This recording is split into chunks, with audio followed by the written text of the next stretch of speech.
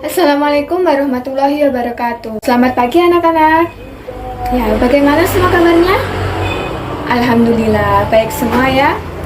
Nah, di sini alhamdulillah kita masih diberi kesehatan untuk melakukan pembelajaran hari ini. Sebelum kita memulai pembelajaran hari ini, alangkah baiknya kita berdoa bersama terlebih dahulu. Berdoa dimulai.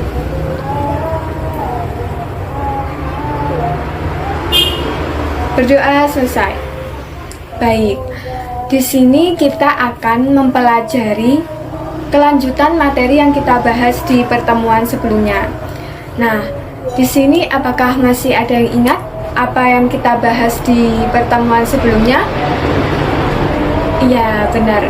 Materi perbandingan. Tetapi di sini kita akan membahas mengenai materi perbandingan senilai dan berbalik nilai dengan menggunakan tabel, grafik, dan persamaan.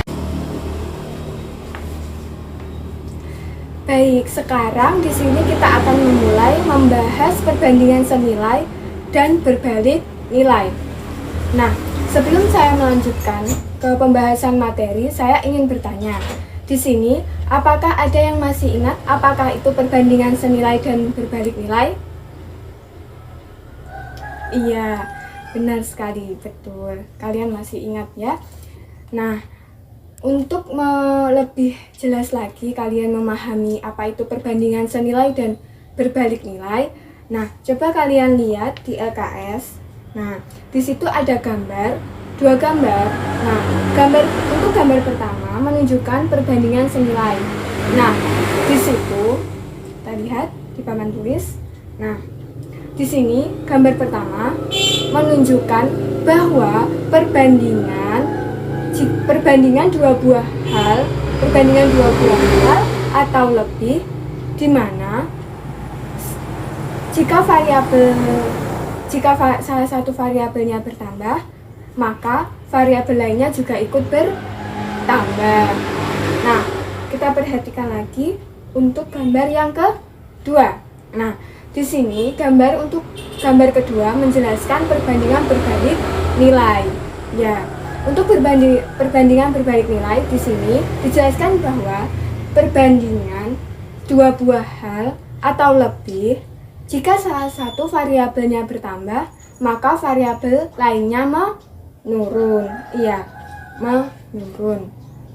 Nah, sekarang di sini kita akan membahas contoh mengenai perbandingan senilai dan berbalik nilai menggunakan tabel dan grafik. Nah, sekarang coba kalian lihat contoh di LKS.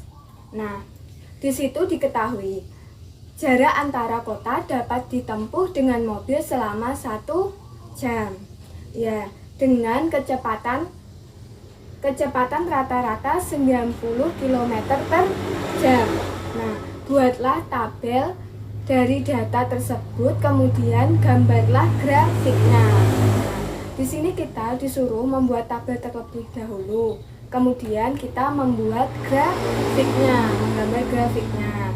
Nah, sekarang coba kalian perhatikan ya di papan tulis penyelesaiannya.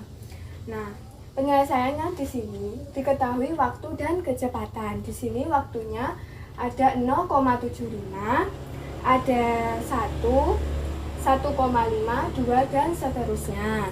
Nah, kecepatannya di sini diketahui 120, 90, 60 dan seterusnya. Nah, sekarang kita dari tabel di sini kita dapat membuat grafiknya. Nah, grafiknya di sini. Nah, yang sini untuk kecepatan, yang bawah ini waktu. Ya, waktunya. Nah, di sini setelah kita gambar grafiknya diketahui dari grafik tersebut dapat disimpulkan bahwa grafiknya berkurva mulus. Yaitu, kenapa dikatakan berkurva mulus? Karena jika waktu bertambah, maka kecepatan berkurang, dan sebaliknya, jika waktunya berkurang, maka kecepatannya akan bertambah. Ya, seperti itu. Nah, di sini dari contoh di sini apakah ada yang masih bingung untuk penjelasan dari contoh saya tadi? Ya, alhamdulillah ya, semua sudah paham.